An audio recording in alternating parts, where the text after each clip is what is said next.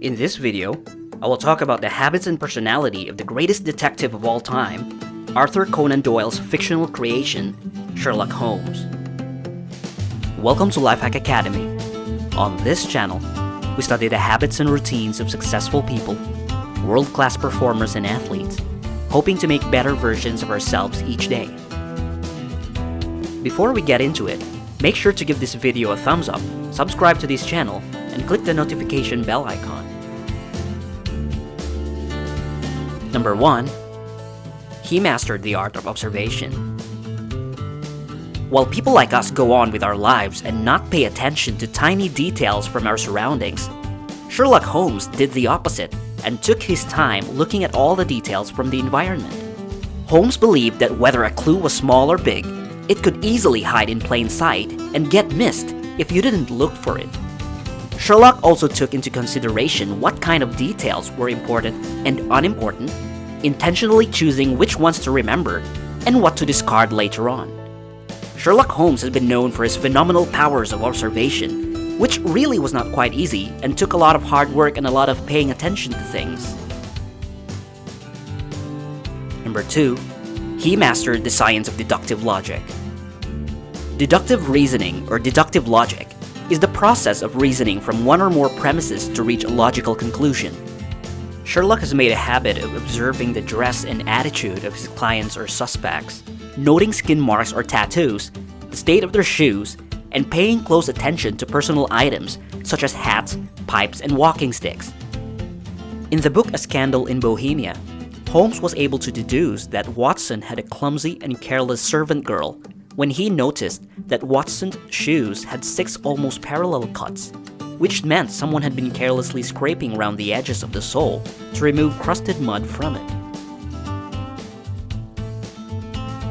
Number 3. He was a strong physical fighter. In the book The Yellow Face, Holmes was described as possessing above-average physical strength and was capable of greater muscular effort. In The Adventure of the Speckled Man, Dr. Roylott taunted Holmes by bending a fire poker in half, to which Holmes responded by just laughing at him, picking up the steel poker and straightening it out again. Holmes was also an adept bare-knuckle fighter, having regularly boxed while he was still in university, and regarded by many as one of the finest boxers of his weight in London. He also knew Baritsu, a Japanese martial art which was a combination of jiu-jitsu, boxing, and cane fencing, and was able to wrestle and fling Moriarty to his death in the Reichenbach Falls. Number 4. He blocks out useless information. While Sherlock possesses the ability to remember details and store them in his memory palace, he also has the unusual skill to forget information he deems useless. Sherlock treats his mind like a hard drive, only retaining or storing the significant things while intentionally forgetting the insignificant ones. In a study in Scarlet, Watson was shocked at Sherlock's ignorance of the solar system. Sherlock told him he learned about it when he was little but has done his best to forget it, as it didn't have any significance to his life or his practice. Number 5. He was obsessive in his investigations. Sherlock could spend minutes to hours in his laborious investigations, to which he forms a solid basis for his brilliant edifices of deduction. He always thought that little things are infinitely the most important, and has often mentioned that even a trivial fact may start a train of reflection in the mind. Sherlock believes that the data-gathering part of his job was the most tedious, but the most necessary, as no one could presume anything out of nothing.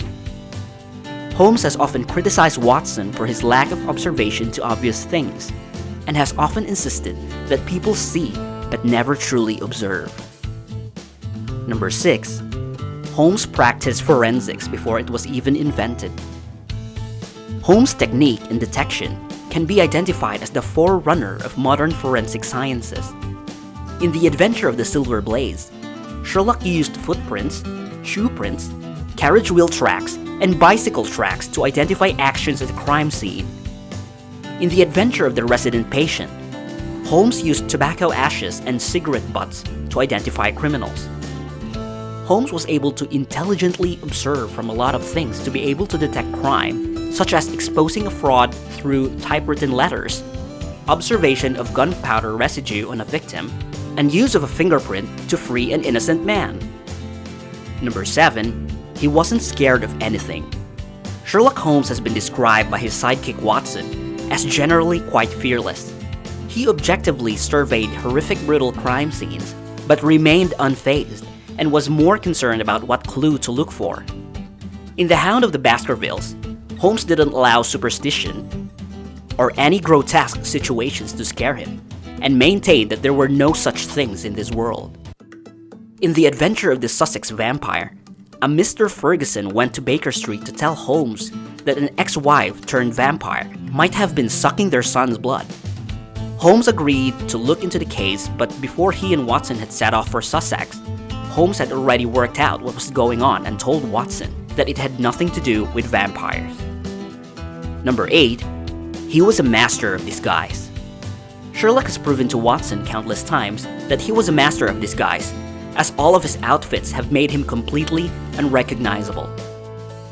Holmes appeared as a seaman, a common loafer, a bookseller, a plumber, an Italian priest, an old woman, and a clergyman.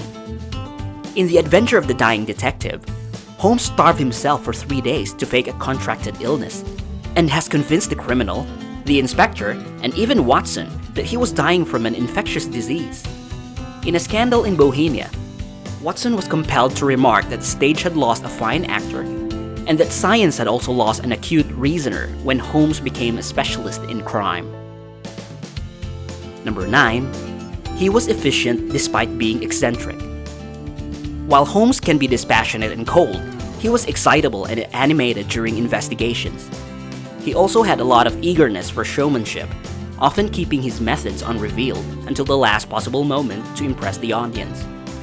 Watson had described Holmes as a bohemian in his habits and lifestyle, and said he had cat-like love of personal cleanliness, but would put his cigars in the coal scuttle, his tobacco in the toe end of a Persian slipper, or his unanswered correspondences transfixed by a jackknife into a wooden mantelpiece.